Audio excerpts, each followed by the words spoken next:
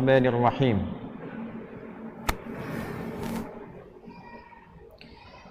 Quran surah ke-89 Al-Fajr di ayat yang ke-1 ya. Sudah? Sampai ayat 3. Bismillahirrahmanirrahim. Wal fajr walayalin ashr wasyaf'i wal watr. Tambahkan satu ayat lagi, wal-laili idza yasr.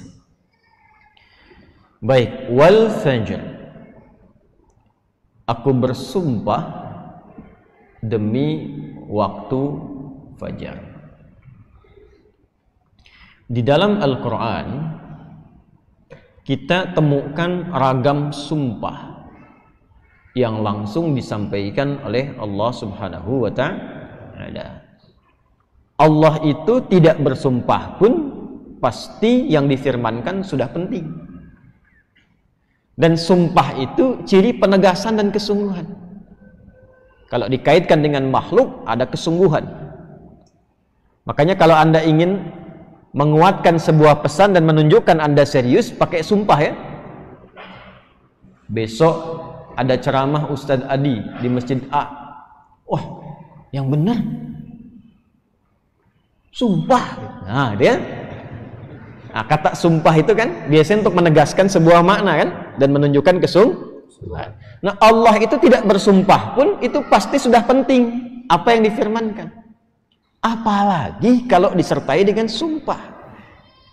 Maka pasti ada yang istimewa di dalamnya. Jadi kalau kita menemukan ayat dalam Al-Quran diawali dengan sumpah, ini menunjukkan pesan yang disampaikan di ayat itu tidak biasa, ada yang sangat penting, berbeda dengan pesan-pesan yang lainnya.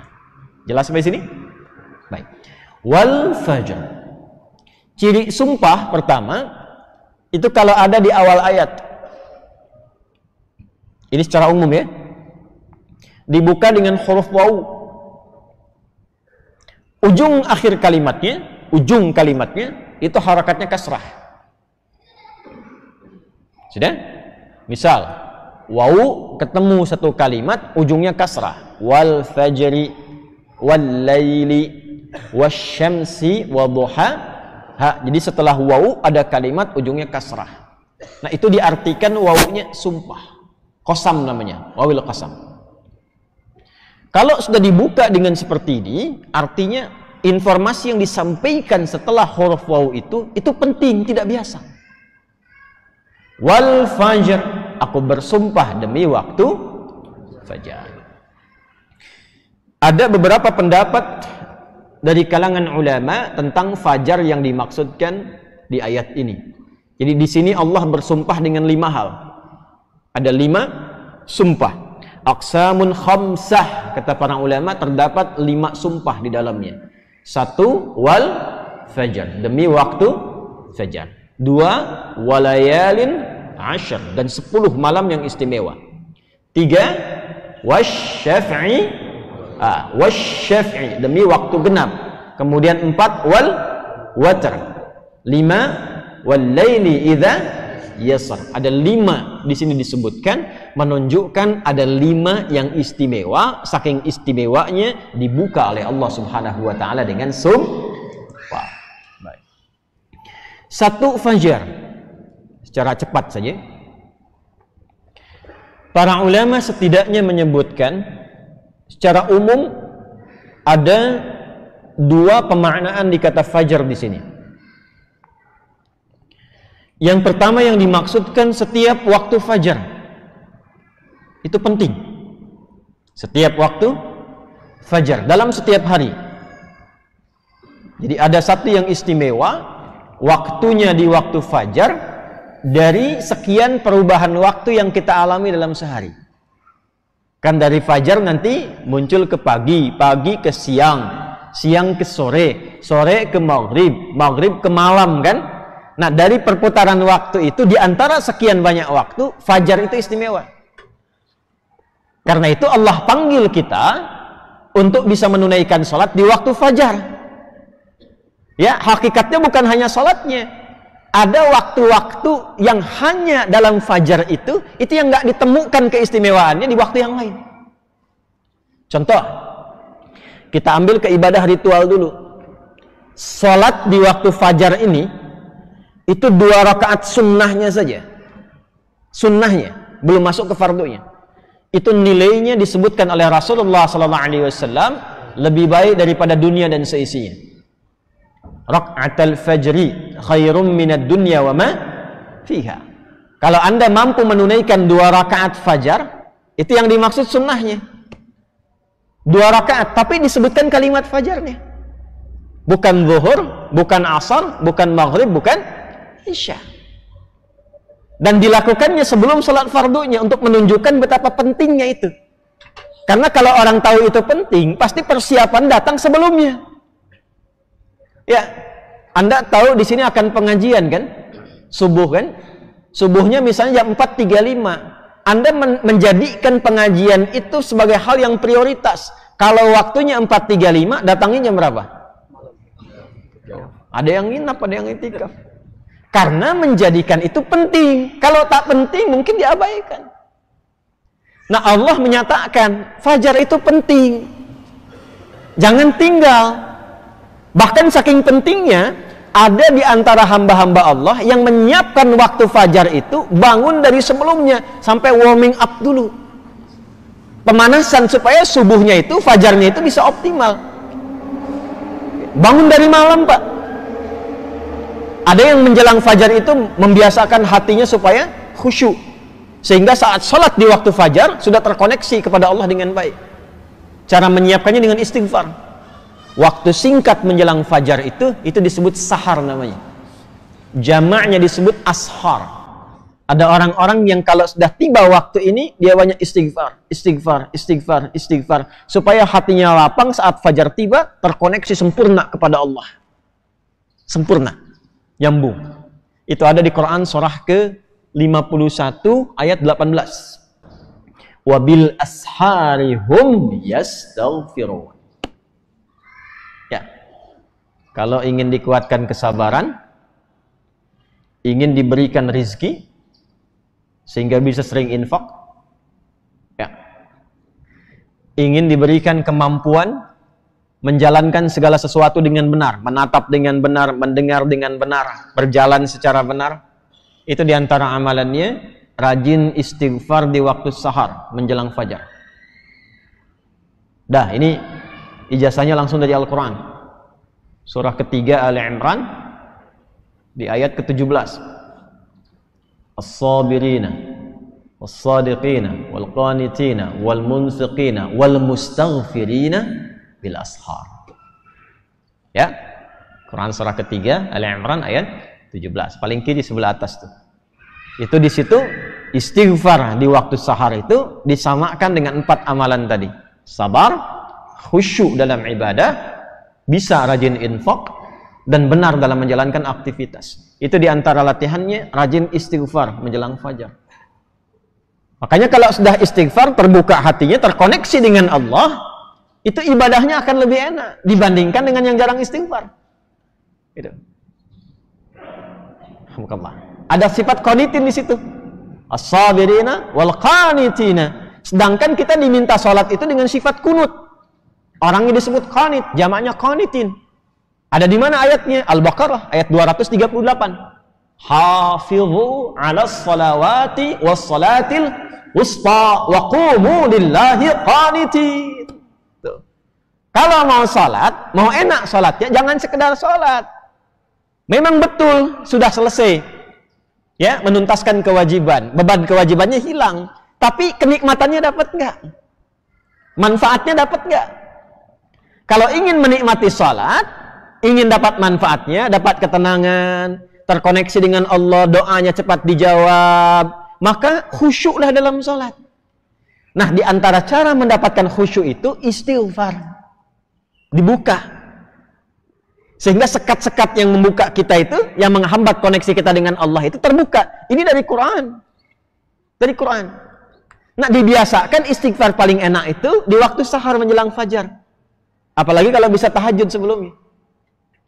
Kalau bisa tahajud, ya, tahajud, kemudian istighfar, terbuka hati, rajin memberi di situ, itu disebut langsung oleh Quran kalau dia bertahan dengan itu sampai wafat, itu disebut sebagai calon penghuni taman surga yang sedang beraktivitas di bumi. Quran surah 51 ayat 15 sampai dengan ayat 23.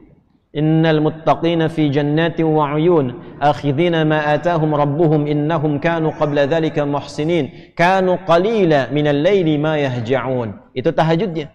Wa bil asharihum yastaghfirun. Itu istighfarnya. Nah, hakikatnya kita bangun malam itu, hakikatnya kita istighfar di waktu sahar untuk persiapan ke fajarnya. Salah satu maknanya itu. Makanya Nabi kan ya suka rebahan kan sedikit ya. Bukan rebahan yang sempurna. Ya kaum rebahanas ya. Ya, coba dicek tuh. Kalau ada rebahan Nabi itu, miring sedikit ke kanan kan, setelah istighfar tuh nunggu-nunggu sampai fajar tiba. Supaya kesadarannya optimal. Ada apa di fajar itu sampai dipersiapkan sebelum itu? Sampai-sampai 2 rakaatnya lebih baik daripada dunia dan seisinya. Itu kalau dibaca pakai iman, gak ada yang bisa menandingi. Saya tanya antum, dikasih 1 juta atau 2 rakaat sebelum subuh? Ayo.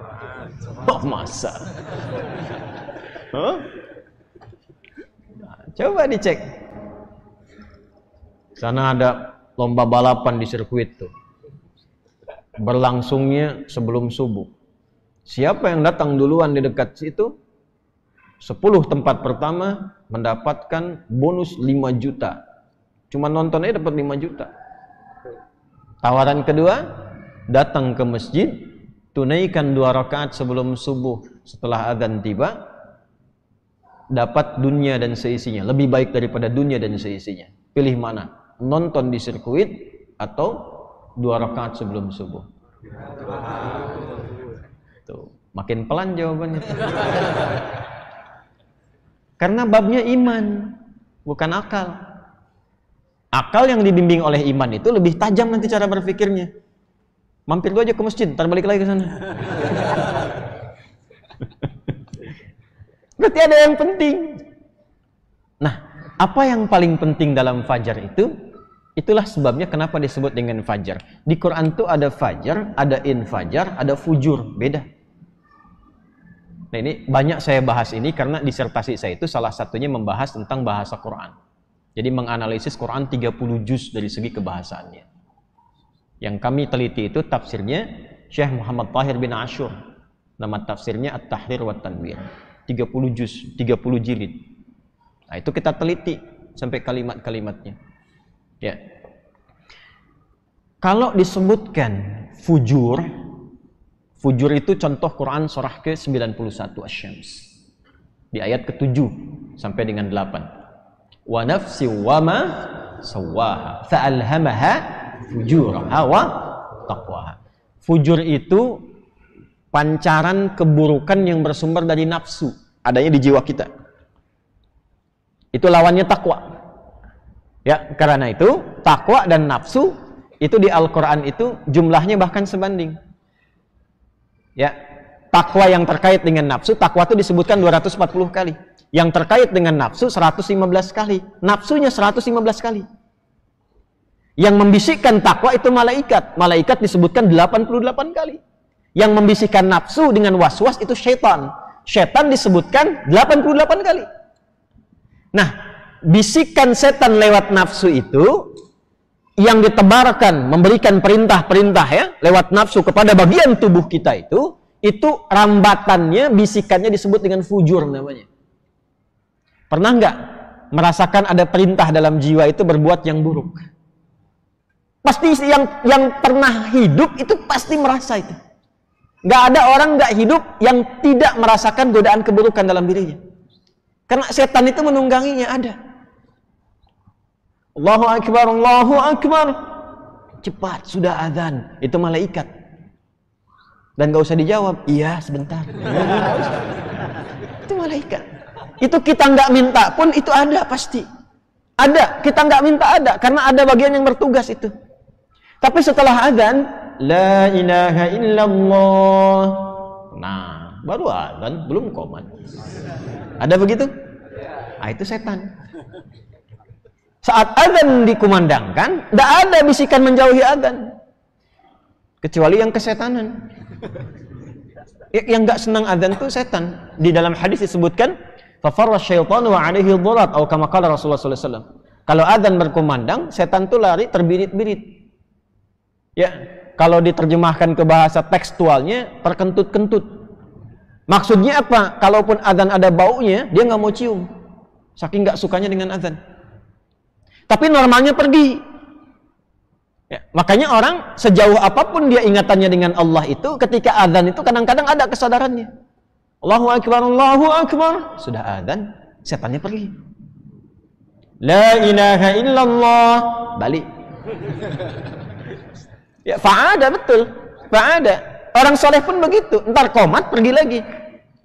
Begitu qomat, Allahu Akbar, pergi itu.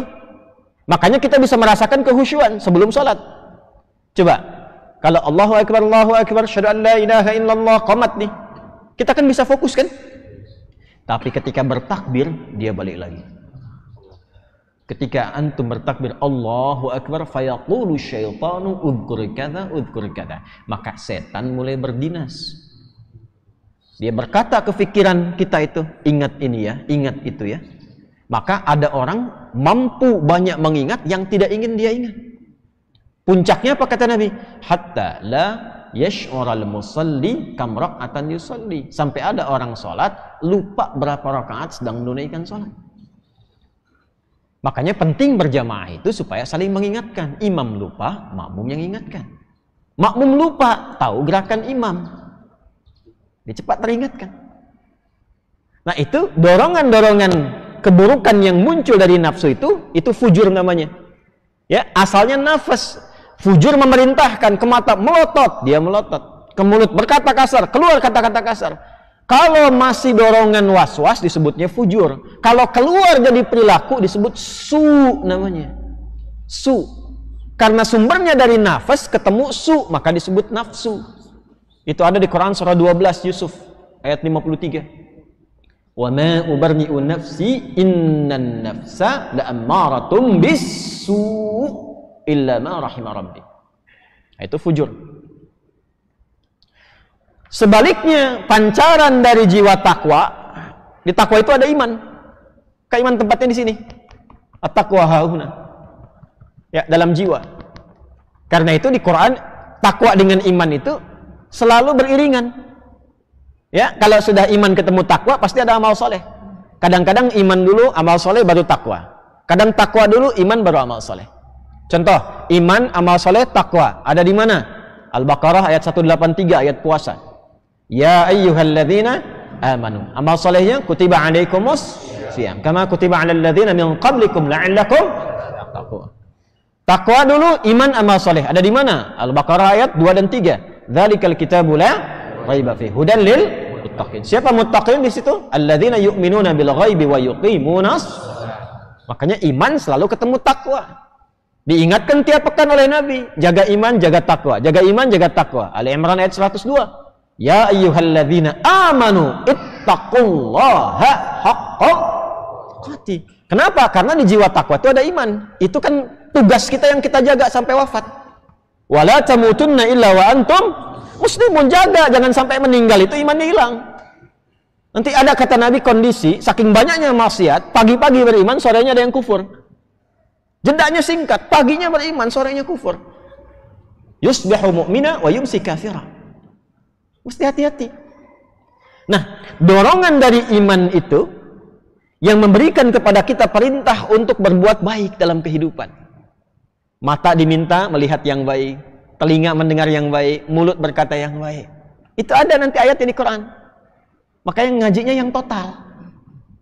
Misal mata nih, Quran surah 24, surah Cahaya An-Nur, ayat 30 untuk laki-laki, ayat 31 untuk perempuan.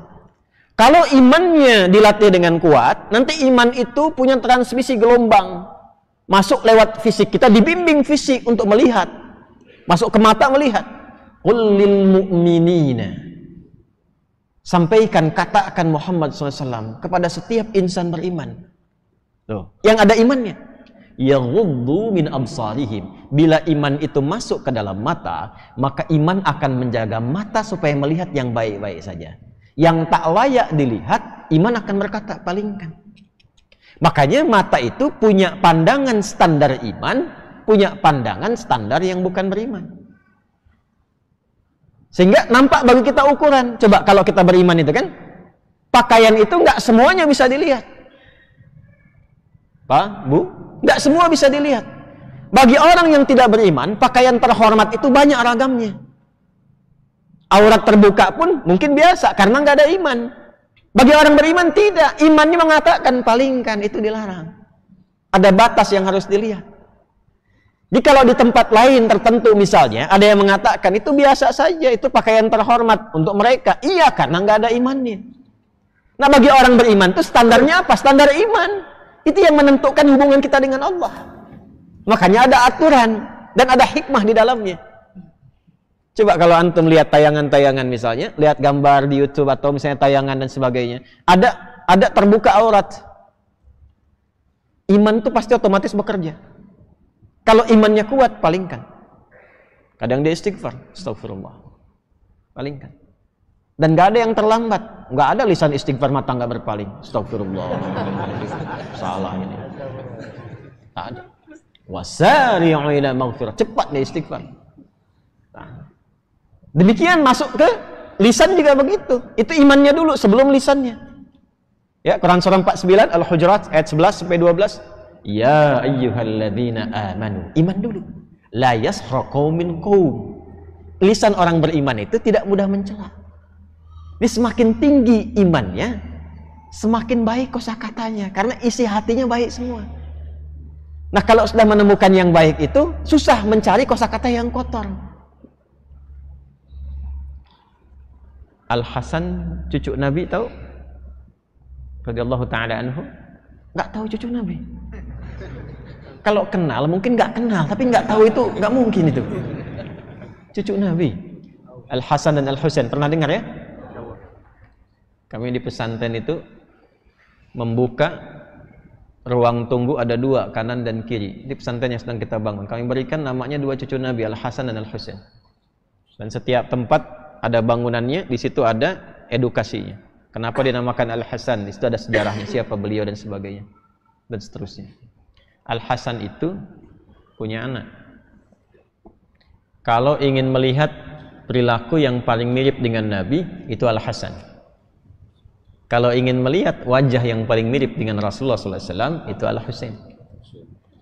Makanya belajar sejarah bagaimana akhlaknya Al-Hasan ibn Ali ya bin Abi Thalib radhiyallahu ta'ala anhu.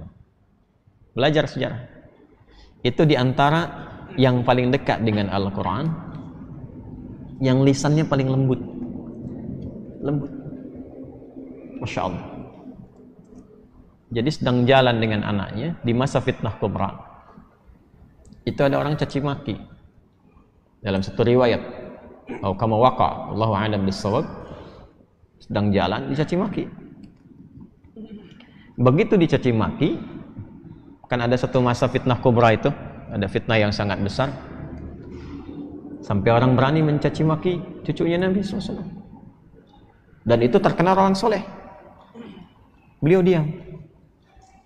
Anaknya berkata kepada ayahnya, abati lima lam tarud, atau kama qala, ayah, kenapa enggak dijawab? Maksudnya enggak diklarifikasi. Bahwa enggak benar demikian. Apa jawabnya? Wala adri kaifa arud. Bapak tuh enggak tahu cara jawabnya bagaimana. Sebab nyari kata-kata yang untuk membalas itu enggak menemukan dalam hatinya, dikhawatirkan takut menyakiti orang yang menyakitinya. Itu yang sering saya katakan, mencela yang sudah tercela itu buang-buang energi. Kalau sama-sama mencela ya sama-sama kotor kan. Nah, beliau itu mencari ke dalam hatinya sampai nggak menemukan kata-kata kotor atau sekedar untuk mengatakan saya tidak seperti yang Anda sampaikan, karena khawatir kalimat itu justru menyakiti orang yang sedang menyakitinya. Itu Al-Hasan. Nah, itulah iman, puncaknya iman itu begitu.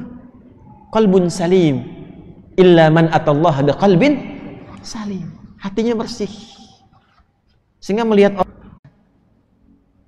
Makanya kalau orang rajin istighfar sebelum fajar, subuhnya nggak pernah tinggal, jamaah, itu hal pertama yang Allah berikan, merubah keadaannya lebih baik dan hatinya bersih. Kalau antum ingin latihan jadi orang baik atau anak pengen jadi baik tuh, konsistenkan subuh. Kayak ulama tuh enggak banyak ceramah, enggak banyak cakap, bilang subuh aja, konsisten. 40 hari subuh terus, ya. Sering begitu kan ya? Nah, itu saya bahas ilmunya sekarang.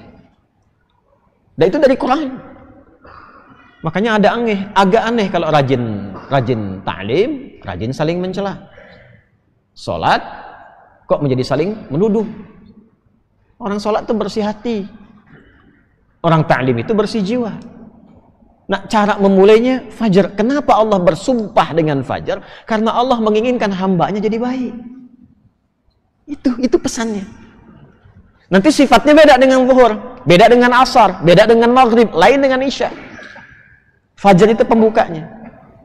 Karena itulah saat fajar dipanggil, iman kita terpancar.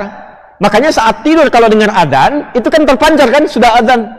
Dan sekelebat itu ada yang meminta kita bangun tuh. Allahu Akbar, bangun tiba-tiba dengar adzan. Itu yang terpanggil imannya. Ketika cahaya iman itu merespon suara adzan, itulah fajar namanya. Dari maknawinya. Dari segi waktu dia melatih keadaan kita jadi lebih baik, terkoneksi dengan Allah. Kalau sudah hatinya bersih, nyambung dengan Allah, doanya mustajab. Innallaha thayyibun la yaqbalu illa thayyibah. Kata Nabi demikian. Allah itu maha baik sehingga akan cepat menerima dari yang baik-baik. Hatinya sudah baik, sudah lapang, jauh dari maksiat, maka apapun yang dia minta dikabulkan oleh Allah Subhanahu wa taala.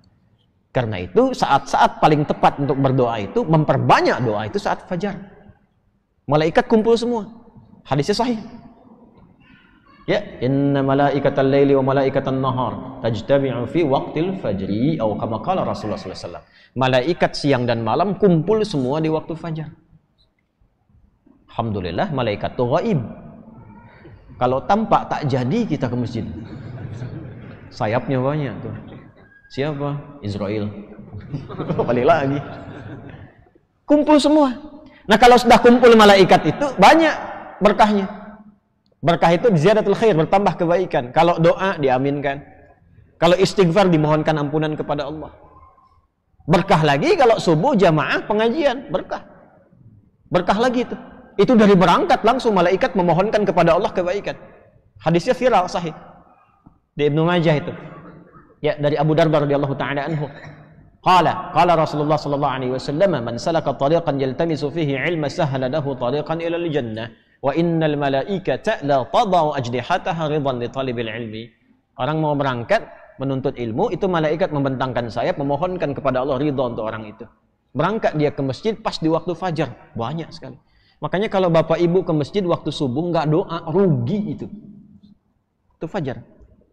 Tapi di antara sekian fajar 365 hari, ada satu fajar yang istimewa, bahkan yang tidak bisa disaingi oleh fajar manapun, termasuk fajar saat Ramadan. Itulah fajarnya Dzulhijjah. Nah, fajarnya Dzulhijjah ini ada dua pemaknaan di ulama. Ada awal Dzulhijjah, ada fajarnya di 10 Dzulhijjah. Jelas? Nah, ini saya sudah bawa kitab, saya sudah baca ini. Ini kitabnya Al-Qurtubi, ya Al-Jami' li Ahkamil Qur'anil Karim. Ya, 24 jilid. Jadi 23 24 itu Faharis. Yang ingin pintar fikih baca ini. Ini fikih Quran. Ya. Jadi ada fajar awal Dzulhijjah, ada fajar 10 Dzulhijjah. Artinya ada fajar hanya di bulan Dzulhijjah saja, yang begitu pentingnya itu Allah sampai bersumpah. Tahu dari mana fajar itu khusus untuk Dzulhijjah? Teruskan ayatnya. Wal fajr walayalin asyr. Bukan fajar biasa, tapi fajar yang diawali dengan 10 malam pertama. Dan aku bersumpah dengan 10 malam yang spesial. Ada yang mengartikan 10 malam akhir Ramadan, tapi ada yang mengkhususkan 10-nya itu untuk Dzulhijjah. 10 pertama bulan Dzulhijjah. Ya, Karena ada fajar di hari ke-10-nya yang nggak ada di Ramadan. Apa itu? Adha, Yaumun Nahr. Dari mana tahunya itu? Hadis Nabi. Catatlah ya hadisnya. Al-Bukhari nomor hadis 969. Ya. Saya sudah cek, kalau nanti ada perbedaan di cetakan atau di buku, lihat di riwayatnya. Rawinya Ibnu Abbas radhiyallahu taala anhuma. Rawinya Ibnu Abbas radhiyallahu taala anhuma. Saya bacakan hadisnya. Qala Rasulullah sallallahu alaihi wasallam. Rasulullah sallallahu alaihi wasallam pernah bersabda untuk mengingatkan umatnya. Perhatikan kalimatnya. Ma min ayyamin, tidak akan ditemukan dari perjalanan hari, al-amalu salihu ahabbu fihinna ilallahi, saat seorang hamba memperbanyak amal soleh di hari-hari itu, yang statusnya akan naik amal itu menjadi amalan yang paling dicintai oleh Allah. Nah, kalimat ini yang menjadikan hari-hari ini lebih istimewa dibanding Ramadan. Ramadan antum sholat, pahala berlipat, tapi belum tentu amalnya dicintai Allah. Baca Quran, pahala berlipat, tapi belum tentu Allah cinta. Tapi di hari ini kalau kita beramal ikhlas lillah, status amalnya naik langsung dicintai oleh Allah. Kalau Allah sudah mencintai satu amalan, itu dapat bonus langsung sekaligus mengampuni hamba yang beramal itu. Itu. Jadi kalau Allah sudah mencintai satu amalan dari seorang hamba, itu langsung diberikan bonus sekaligus mengampuni dosa-dosanya. Itu rumusnya ada di Quran surah ketiga ayat 31. Qul in kuntum tuhibbunallaha fattabi'uni. Yuhibbukumullah wa yaghfir lakum dzunubakum. Katakan Muhammad SAW, kalau kalian serius mencintai Allah, katakan pada umatmu, kalau serius mencintai Allah, maka mendekatlah kepada Allah lewat jalan yang ditunjukkan oleh Rasulullah. Makanya syahadat kita itu terangkai, asyhadu an la ilaha illallah wa asyhadu anna Muhammadan Rasulullah. Ini nggak usah aneh-aneh. Salatnya ikut bagaimana Rasulullah contohkan. Salamnya assalamualaikum warahmatullahi wabarakatuh, itu yang contohkan Nabi, bukan salam yang aneh-aneh. Ya. Hindari dosa besar. Zina nggak bisa ditebus dengan uang. Ya, nggak usah aneh-aneh. Jadi diikuti apa yang dicontohkan oleh siapa? Rasulullah. Kita konsisten melihat seperti yang Nabi contohkan. Makanya Nabi itu utuh contohnya, bukan cuma di sholat. Semua utuh dari Nabi itu, dari ujung kepala sampai ujung kaki. Ada bab tentang melihat. Pernah kita dengar tuntunan Nabi tentang melihat? Ada bab tentang bicara, ada bab tentang mendengar, ada semua. Dan wujudnya eksis, ada itu. Dan total. Di rumah tangga, Nabi berumah tangga. Nabi Isa nggak bisa jadi contoh di rumah tangga karena nggak nikah. Nabi Isa nggak bisa jadi contoh berbuat baik pada ayah karena lahirnya tanpa ayah. Ibu saja. Nabi Muhammad itu lengkap semuanya ada. Bahkan ketika ditemukan keluarga misalnya, ya, yang ada masalah di dalamnya seperti Abu Lahab, ada contohnya juga. Bagaimana cara mendakwahinya? Itu lengkap semua. Karena itu disebut uswah. Ya, Quran surah 33 itu ayat 21, laqad kana lakum fi Rasulillahi uswatun hasanah. Uswah itu keteladanan yang kalau diteladani jadi teladan lagi. Itu uswah. Makanya semua yang meneladani Rasulullah itu pasti jadi teladan. Pasti itu. Walaupun statusnya bukan sahabat, bukan tabi'in. Sahabat yang hidup dengan Nabi, meneladani Nabi, namanya sampai sekarang dikenang. Jadi baik semua. Padahal sebelum ikut Nabi, kenal Nabi, tapi nggak ikut Nabi. Itu jelek perilakunya. Ada yang jelek. Coba cek Umar bin Khattab. Coba cek Khalid bin Walid. Sebelum ikut Nabi. Bagaimana perilakunya? Setelah ikut Nabi, bahkan kita kenang dan kenal sampai sekarang, semua kebaikannya saja. Yang nggak ikut Nabi tetap viral dengan keburukannya. Abu Jahal. Kalau saya sebut nama itu, yang terbayang apa? Jahal. Kan? Tapi kalau sebut Abu Bakar, Umar bin Khattab, yang dikenang semua kebaikannya. Ali bin Abi Thalib. Lewat generasi pindah Abu Hanifah, Imam Malik, Imam Syafi'i. Pindah terus sampai yang istiqomah mengikuti Nabi dari kalangan-kalangan misalnya pengajar, ulama, al-ulama warathatul anbiya.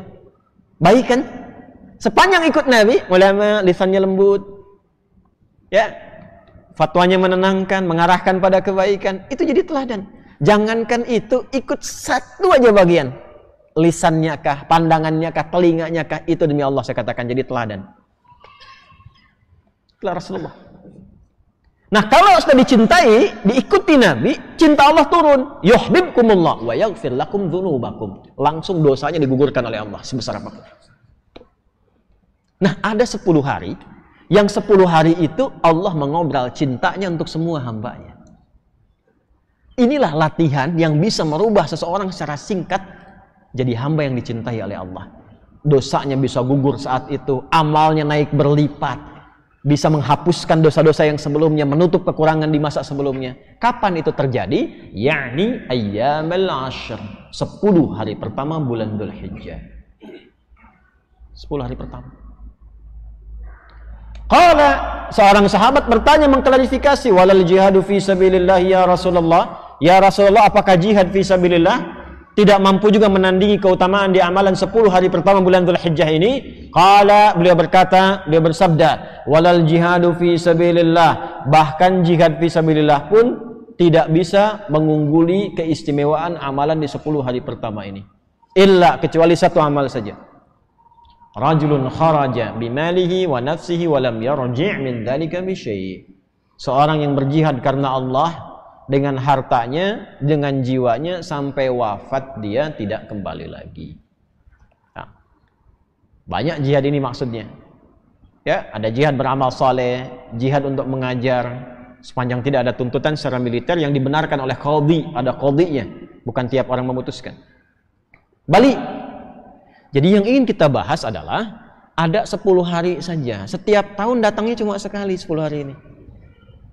Kalau nggak dimanfaatkan, rugi. Dan hisabnya berat nanti. Bagaimana kalau di hadapan Allah kemudian ditanya, saya sudah berikan kepada kamu waktu yang tidak saya berikan kepada yang lainnya. Kenapa nggak kamu manfaatkan? Di situ saya berpeluang mencintai engkau. Di situ saya akan ampuni dosamu. Tapi engkau nggak minta ampun. Nah, itulah 10 hari pertama di bulan Dzulhijjah, siang dan malamnya. Siang dan malamnya. Maka penting bagi kita untuk mengetahui awal Dzulhijjah ini dan mengoptimalkan amalan itu sampai setidaknya 10 hari pertamanya. Apa yang jadi amalannya cepat? Kalau sudah sampai di waktu ini, apa yang menjadi amalan yang bisa kita optimalkan? Satu, langsung saja berdasarkan hadisnya. Kalau kita baca riwayat serupa yang riwayatnya Imam Ahmad bin Hanbal di musnadnya, maka ada tambahan dengan amalan. Ya. Qala kama qala Rasulullah sallallahu alaihi wasallam, fa'akthiru, maka perbanyak. Satu, at-tasbih wat tahmid wat takbir wat tahlil. Itu amalan untuk melatih hati. Perbanyak. Pagi, siang, sore sampai malam tasbih. Subhanallah, subhanallah, subhanallah, subhanallah, subhanallah. Nih, sedikit saya berbagi ya, yang guru-guru kami ajarkan itu, kalau berzikir pakai lisan, hatinya mesti nyambung. Karena itu kenapa bilangannya banyak, untuk melatih hati sampai nyambung. Gitu. Makanya disebut zikir. Zikir itu nyambung, artinya ingat. Zikir itu ingat. Diucapkan berkali-kali itu untuk menyentuh hati supaya ingat. Antum saya ingatkan, besok hari Senin ya. Ya. Besok hari Senin. Besok hari Senin. Besok Bu hari Senin. 4 kali saya ingatkan, ndak ingat juga. Itu kalau bahasa Jepang itu tong teingen namanya. Masa 33 kali nyebut nggak ingat juga? Maka dari itu ulama itu karena tajam hatinya, firasatil mu'min haqqa, firasat orang beriman itu kalau semakin dekat dengan Allah semakin tajam. Lihat si fulan datang ingin perbaiki hati. Ya, oh, udah kamu istighfar aja 100 kali. Kadang-kadang melihat, ya, oh ini keadaannya seperti ini. Ada seorang syekh di Saudi kejadian, itu ahli Quran, suka menerima setoran Quran. Nah ini bagus nih, satu kali datang seorang pemuda, mukanya udah kusut, banyak masalah. Datang ke syekh itu mengatakan, "Syekh, aqrinil Quran, tolong bacakan pada saya Al-Quran." Pemuda ini benar tuh. Sebab kalau mau tenang, maaf ya, ada banyak masalah atau yang sedang dihadapi, jangan banyak curhat di tempat yang tidak benar. Ya, media sosial itu tempat yang tidak benar untuk curhat. Allah sudah berikan medianya, ruangnya ada, masjid, datang ke masjid. Antum baru masuk aja, sebagian ketenangan sudah hadir. Wudu atau buka mushaf, ya, curhatkan kepada Allah. Innama ashku bathi wa huzni ilallah. Di surat Yusuf kan demikian. Anak ini datang ke masjid, udah benar, datang ke syekhnya, "Teh, tolong bacakan Al-Quran kepada saya, ingin tenang." Kata syekhnya, "Saya sedang nerima murajaah ini dulu, kamu ambil wudu, sholat dulu 2 rakaat di situ. Nanti setelah selesai saya bacakan kepada kamu Al-Quran." Ini kisah nyata. Dan dia ikut. Makanya kalau guru katakan, ikut saja sepanjang guru itu thiqah. Jangan banyak tanya. Kalau gurunya thiqah, sanad ilmunya tersambung pada Rasulullah, udah sami'na wa ata'na, bukan sami'na wa nanyaina. Kalau gurunya thiqah, itu thiqah. Makanya di Timur Tengah itu ada kualifikasi, ada ustaz, ada da'i, mubaligh, ada alim, ada mufti, ada qadhi. Kalau mufti sudah ngasih fatwa, jangan ditanya, itu aib. Apalagi ilmunya nggak nyampe. Ya, cuma problemnya kan di kita disebut ustaz semua. Sehingga sulit bedakan mana yang thiqah, mana yang tidak thiqah. Tapi kan kelihatan dari kapabilitasnya, latar belakangnya macam-macam. Kalau ada orang thiqah, ikuti. Itu diikuti wudhu beliau, langsung ke bagian terdepan sholat. Saf depan. Nah, si guru ini ketika melihat itu sengaja agak dilamakan tuh yang merajaah, tambah lagi sampai 30 menit. Ya, begitu selesai si pemuda itu sholat 2 rakaat dan dia menunggu sambil baca Quran, dia baca, dipanggil oleh syekhnya setelah selesai. Ta'al ya. Begitu datang, sekarang sudah selesai, saya ingin bacakan pada engkau Al-Quran. Apa kata anak muda itu? Sudah syekh, saya sudah merasa enak sekarang, terima kasih katanya. Tidak jadi dibacakan Quran, langsung pulang. Muridnya penasaran, "Syekh, apa yang terjadi?" Perhatikan baik-baik, jaga kalimatnya ya. Perhatikan baik-baik. "Saya melihat ketika dia datang, itu rohnya sedang lapar." Rohnya sedang lapar. Ini bahasa majaz maksudnya. Karena saat masuk tadi, mukanya itu kusut. Tapi begitu dia sholat, baca Quran, datang lagi mukanya sudah cerah. Kelihatan. Orang kan kalau punya beban, dengan tak punya beban, dari wajah kelihatan kan? Ya? Jawabannya sederhana. Saya melihat rohnya sedang lapar. Nah, di tubuh manusia itu kan ada 3. Ada fisik, ada akal, ada roh. Masing-masing butuh makanan. Fisik, makanan pokok. Ya, habis ini misalnya ada sarapan berjamaah. Kalau ada. Misal. Nah, itu untuk fisik. Untuk fisik. Ya. Ada yang untuk akal. Itu ilmu. Iqra bismi rabbikal ladzi khalaq. Afala yanzuruna ilal ibili kaifa khuliqat, atau afala yatadabbaruna al-Qur'an. Ngaji, belajar itu untuk akal. Tidak dipakai akalnya, tidak diberi makan, tidak belajar, tumpul. Itu pusing juga. Kalau ada orang sehari nggak belajar, itu tumpul, itu pusing itu. Makanya kalaupun tidak belajar, Allah tanamkan di telinga dan matanya supaya mendengar dan melihat, supaya ilmunya terisi. Jadi mendengar itu ada pengetahuan, melihat itu ada ilmu. Anak-anak jangan diperlihatkan yang tak penting, Bu, karena jadi ilmu awal untuk dia. Orang tua bicara kasar, terdengar anak ditiru karena ilmu dari situ. Yang pertama diberi itu pendengaran. Setelah itu tajam penglihatan. Apa yang dilihat, yang didengar, itu yang jadi ilmu. Nah, kita yang sudah baligh menyiapkan waktu ngaji seperti ini. Tapi kalau anak-anak tuh mendengar. Saya waktu malam Jumat tuh masih ngisi itu offline. Itu pernah 1 kali mengajar, ada anak jalan. Tuh bahagia mereka. Itu dunia anak-anak memang begitu. Jalan, ngobrol, naik ke pintu, Bangku didorong-dorong, itu kan? Anak-anak ya, ingat, anak-anak tuh. Itu dunianya nggak apa-apa, nggak apa-apa. Satu kali orang tuanya mungkin melihat, wah ini khawatir mengganggu ke yang lain, bagus orang tuanya. Dibawa keluar. Begitu mau dibawa keluar, saya bilang tunggu sebentar. Tunggu. Biar aja dulu, karena saya tidak merasa terganggu. Biar dulu. Boleh jadi orang tua yang menyimak pun, maaf, yang ditangkap tidak lebih banyak daripada anak itu yang kelihatan bermain. Saya tanya anaknya, dia mampu mengulang apa yang saya sampaikan. Yang bapaknya belum tentu bisa. Dari situ masuk ya tuh. Ilmu masuk dari situ. Nah, seperti halnya fisik butuh makanan, akal butuh makanan, ini roh pun butuh makanan. Karena roh itu sumbernya dari Allah, hanya Allah yang tahu. Allah yang siapkan menunya. Kalau akal sekarang bebas milih karena universal, Allah tebarkan umum. Makanya jangankan yang muslim, yang non muslim pun bisa belajar, bisa pintar juga. Makanan universal. Jangankan yang beriman, yang tak beriman pun makan juga secara fisik. Tapi roh ini nggak bisa dicari. Allah hidangkan langsung karena sumbernya langsung dari Allah. Quran surah 17 ayat 85, yas'alunaka 'anir ruh, qulir ruhu min amri rabbi. Roh itu dari Allah. Karena itu menunya langsung Allah berikan. Itulah menu yang terkumpul dalam ibadah. Salat, baca Quran, itu semua itu kebutuhan roh. Jadi kalau nggak salat, gelisah rohnya. Cari terus gitu. Meditasi apa macam-macam cari. Karena nggak dapat bagiannya. Syekh itu mengatakan, itu rohnya sedang lapar. Begitu diberikan makanannya, kembali sehat. Tuh. Demikian. Maka ada waktunya kita mengembalikan. Coba 10 hari ini tata lagi.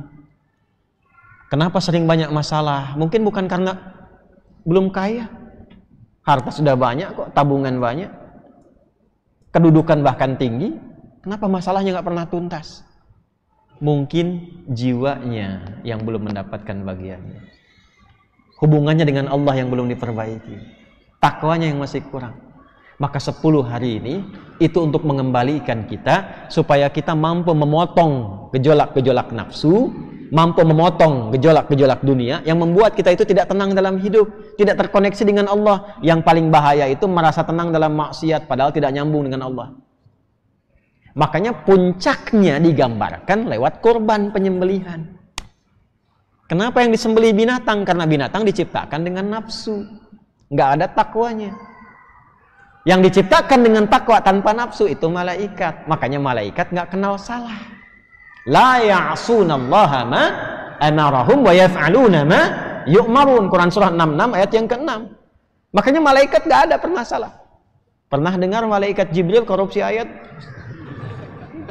Nah, binatang itu nggak punya takwa, punyanya nafsu saja. Maka binatang itu nggak kenal benar. Kenalnya salah saja. Dalam perbuatan, walaupun dia dalam aktivitasnya itu dia berzikir. Burung zikirnya dengan apa? Mengepakkan sayapnya.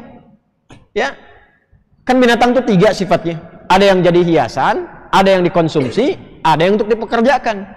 Dipekerjakan sapi, kerbau, bajak sawah. Untuk hiasan, burung merak, itu hiasan, bukan untuk digoreng. Saya lihat tuh ya, betul kan? Ada untuk hiasan. Ada yang sifatnya untuk dikonsumsi. Sapi, kerbau, ayam, ada yang ragamnya dikonsumsi. Makanya zikirnya ketika disembelih itu pengabdiannya. Itu pengabdiannya, itu senang ketika dikonsumsi. Makanya dikonsumsi sebelumnya disembelih dengan nama Allah. Bismillahi Allahu Akbar, supaya tuntas fungsinya untuk ibadah. Jadi jangan zalimi hewannya. Nah, di Islam tuh sampai ke situ difikirkan. Mana ada di yang lain difikirkan sampai begitu? Yang penting mati ya sama aja dimakan ini. Tidak. Kita ada fikih, pada hewan aja ada fikihnya. Nah, yang disembelih itu gambaran, salah satu makna kiasannya tentang nafsu. Jangan sampai selama hidupnya seperti hewan. Kerjaan cuma makan, minum, tidur. Makan, minum, tidur. Itu hewan. Kita ini hamba yang dihisab. Itu mesti dikurangi sifat hewaninya tuh.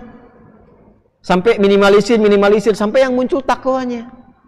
Itulah sebabnya latihan 9 hari, supaya hari ke-10-nya saat disembelih, kan hari 9 kita puasa kan? Yang nggak haji itu. Yang haji di sana koreksi diri di padang Arafah, lempar nafsunya dengan jamarat sehingga ketika pulang bersih hatinya. Yang di sini kita 9 hari itu usahakan mendekat pada Allah, banyak istighfar, banyak tasbih, banyak tahmid, takbir, tahlil. Setelah itu puasa puncaknya hari ke-9 membersihkan hati. Makanya orang yang berhasil puasanya dibebaskan dari dosa oleh Allah. Ya, siyamu yaumi arafata, puasa Arafah itu menggugurkan dosa setahun berlalu dan setahunnya akan datang. Nah, yang dimaksud setahunnya akan datang itu menjaga dari dosa karena hatinya sudah bersih. Bukan dijamin gugur dosanya ketika dia berbuat dosa, jangan salah kesimpulan. Dijamin diampuni dosa setahun berlalu. Wah, pulang dari masjid sendal orang di bawah. Dosa itu, udah puasa Arafah. Bukan begitu. Di esensi dia lulus hari ke-9 itu hatinya sudah bersih.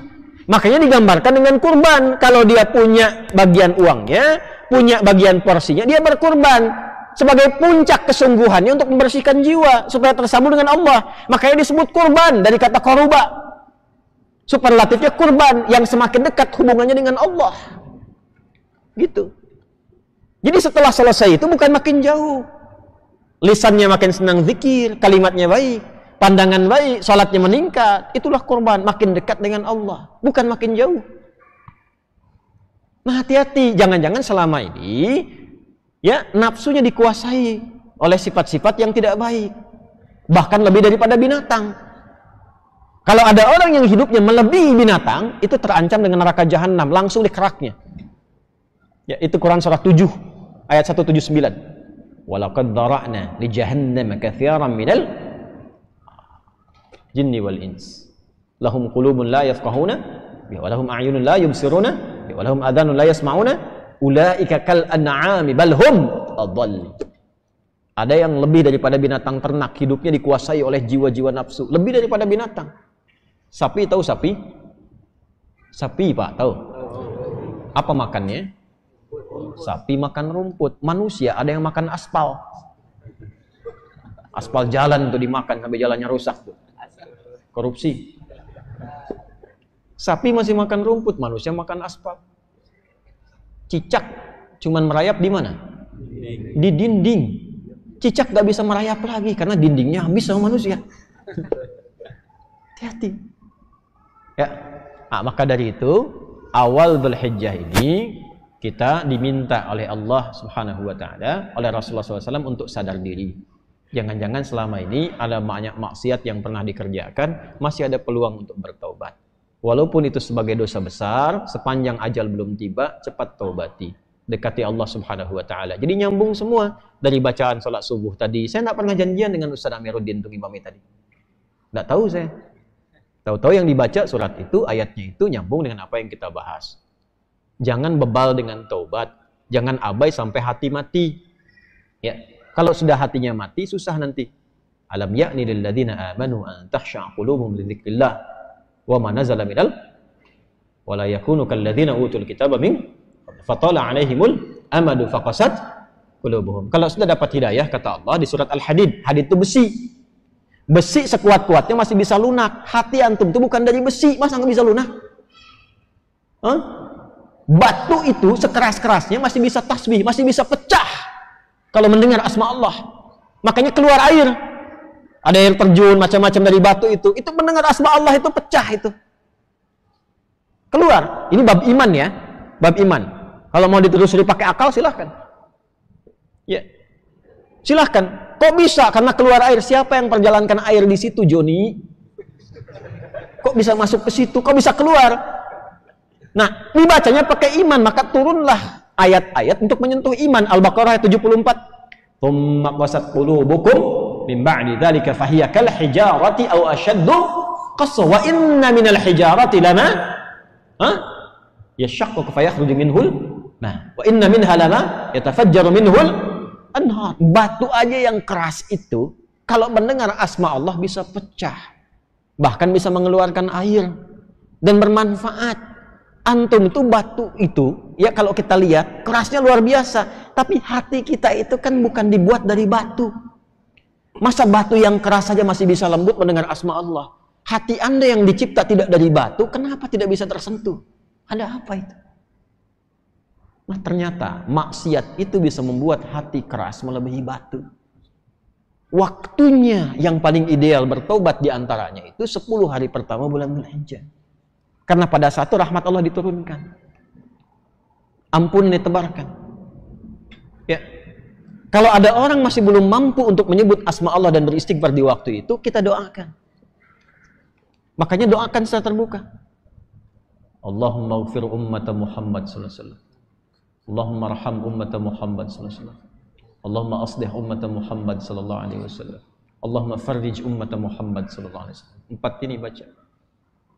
Biasakan baca. Insyaallah kalau kita biasakan, itu berpeluang besar mendapatkan syafaat di sisi Allah Subhanahu wa taala. Apa syafaat? Dari mana taunya? Bukan utaati itu. Itu ada ilmunya. Ada riwayat yang tersambung sampai di bab yaumul hisab. Jadi ada 2 sahabat, 2 orang. Yang satu menzalimi kawannya. Ya. Zalimi gitu. Sampai dihisab di hari kiamat. Yang satu pengen nuntut pada Allah. Yang namanya sahabat itu kan pasti walaupun ada masa-masanya bertengkar, tapi ada kan periode yang baik-baiknya yang dikenang. Makanya Sayyidina Ali bin Abi Thalib radhiyallahu taala anhu pernah mengajarkan, kalau saling menyukai, ini menyukai dalam arti berteman baik ya. Kalau saling menyukai, berteman baik, yang sewajarnya saja. Jangan berlebihan. Nah, sewajarnya ini standar agama. Ya, standar agama itu tinggi sekali. Saling berbagi, saling memperhatikan dalam kebaikan, ya. Nah, sewajarnya itu yang dimaksudkan. Jangan berlebihan. Khawatirnya nanti saat ada kebencian, kembalinya lama. Tapi kalaupun tak suka, jangan berlebihan. Siapa tahu satu masa ada momen pertemuan yang saling mengikat, nanti kenalannya lama. Nah, ini 2 orang ini pernah jadi sahabat, kemudian bermusuhan sampai menuntut di hadapan Allah di hari kiamat. Begitu dituntut itu, apa kata Allah? Ditampakkanlah keindahan surga untuknya. Begitu ditampakkan, bertanya, ya Rabb, untuk siapa surga ini? Maka dijawab aukamakala, maukah aku tawarkan ya satu hal yang bisa mendapatkan keindahan di surga ini? Mau ya Allah? Maafkan dia dan cepat gandeng tangannya masuk ke dalamnya. Maafkan dia dan cepat gandeng tangannya masuk ke dalam. Maka ternyata amal soleh yang kita kerjakan itu untuk mengharapkan ridha Allah Subhanahu wa taala, itu berkenan diterima oleh Allah Subhanahu wa taala sampai bisa diizinkan oleh Allah untuk menggandeng sahabat-sahabatnya yang bermasa hidup dengan dia dalam kehidupan di dunia. Itu gambarannya. Dan itu nanti termasuk bagian dari ayat-ayat Quran yang di Quran surah ketiga Ali Imran ayat 133 sampai 134. Wasari'u ila maghfiratin min rabbikum wa jannatin 'arduha as-samawati wal ardu 'iddat lil muttaqin. Siapa orang yang berpeluang mendapatkan surga seluas langit dan bumi itu? Alladzina yunfiquna fis sarai wal dharra wal kadhimina ghaidha wal 'afina 'anil nas wallahu yuhibbul muhsinin. Karena itu kita mesti melatih hati. Ya, supaya kebaikan itu meluas, jangan pada diri pribadi saja. Kalau mau soleh, bagus, tapi jangan kurangi kesolehan dengan banyak mencela orang, supaya banyak salah keluar juga nanti. Lebih baik kita doakan. Dan kita tidak dituntut untuk hasil dari mereka, yang penting kita ikhtiar. Nah, 4 ini tadi. Allahumma ighfir ummata Muhammad, Allahumma ighfir ummata Sayyidina Muhammad SAW, Allahumma arham ummata Sayyidina Muhammad SAW, Allahumma aslih ummata Sayyidina Muhammad SAW, Allahumma farrij ummata Sayyidina Muhammad SAW. 4 ini biasakan. Ya Allah, mohon ampuni dosa-dosa umatnya Nabi Muhammad SAW. Ya Allah, mohon sayangi umatnya Nabi Muhammad SAW. Ya Allah, mohon perbaiki keburukan-keburukan atau kekurangan umatnya Nabi Muhammad SAW. Yang keempat, ya Allah, mohon bahagiakan umatnya Nabi Muhammad SAW. Nah, jadi saya simpulkan, insyaallah kalau sudah diketahui awal Dzulhijjahnya, maka disiapkan dari sekarang amalan-amalan yang menyertainya. Satu, tingkatkan zikir tadi ya. Subhanallah, alhamdulillah, Allahu akbar, la ilaha illallah, la ilaha illallah, la ilaha, sampai tersambung. Nah, masing-masing nanti beda-beda. Beda-beda. Mungkin ada yang 33 kali, mungkin ada yang 100 kali, mungkin ada yang 200 kali. Kalau yang standar pasca sholat itu 33 kali. Tapi kalau yang di sini itu perbanyak, bebas, sampai hati tersambung. Silahkan, masing-masing itu beda, beda nanti sampai hati merasa nyambung. Itulah zikir yang berhasil dilakukan, nyambung dengan Allah. Ya, terkoneksi maksudnya. Setelah itu apa wujudnya? Tingkatkan sholat. Ya, kalau bisa 10 hari pertama itu sudah mulai menyiapkan tahajud, tidak tinggal. Khatam Quran, karena puncak zikir tertinggi itu Quran. Bagi ya, 3 juz per hari. Bagi 3 juz. Usahakan 10 hari ini khatam. Kalau bisa 9 hari, tutup dengan Arafah itu, puasa Arafah, hari ke-9 itu, ya, itu usahakan khatam Quran. Sehingga malamnya tinggal bertakbir. Sampai besoknya, sampai sholat Id. Kalau bisa dikerjakan, istighfar banyakkan, tasbih, tahmid, takbir, tahlil, Al-Quran dihatamkan, tahajud tak tinggal, puasa ditutup hari ke-9, insya Allah kalau ikhlas, itu hari ke-10 hati sudah bersih. Dosa gugur. Dan berubah jadi orang baik. Itu yang diinginkan oleh Allah Subhanahu wa Ta'ala. Tugas saya sudah selesai menyampaikan, tinggal bab fiqih yang terkait dengan kurban. Insyaallah mungkin nanti saya buka juga, agak terbuka, tapi yang kita punya program kurban itu ada tebar kurban, itu ada buku yang saya bagi supaya ada ilmunya saat berkurban. Kemudian juga ada Zoom nanti supaya amal-amal melekat pada kurban itu apa yang harus dilakukan. Mudah-mudahan nanti juga bisa dibuka supaya yang lain juga bisa mengetahui. Itu yang bisa disampaikan. Semoga Allah Subhanahu wa Ta'ala memuliakan kita, menjaga kita sampai husnul khatimah ketika kembali pada Allah Subhanahu wa Ta'ala, dan memberikan kekuatan pada kita sehingga di awal Dzulhijjah yang akan kita hadapi mendapatkan rahmat dari Allah untuk memaksimalkan amal saleh di dalamnya. Allahumma taqabbal minna innaka antas sami'ul alim wa tub 'alaina innaka antat tawwabur rahim. Allahumma ati anfusana taqwaha wa zakkiha anta khairu man zakkaha anta waliyuha wa maulaha. Allahumma aslih ya Allah ummat sayyidina Muhammad sallallahu alaihi wasallam waghfir ummat sayyidina Muhammad sallallahu alaihi wasallam. Allahumma arham ummat sayyidina Muhammad sallallahu alaihi wasallam wa farrij hamma ummat sayyidina Muhammad sallallahu alaihi wasallam. Rabbana atina fid dunya hasanah wa fil akhirati hasanah wa qina adzaban nar. Sallallahu alaihi wasallam Muhammad wa ala alihi wa sahbihi ajma'in wa akhiru da'wana subhanakallahumma wa bihamdika asyhadu an la ilaha illa anta nastaghfiruka wa natubu ilaik walhamdulillahi rabbil alamin. Assalamualaikum warahmatullahi wabarakatuh.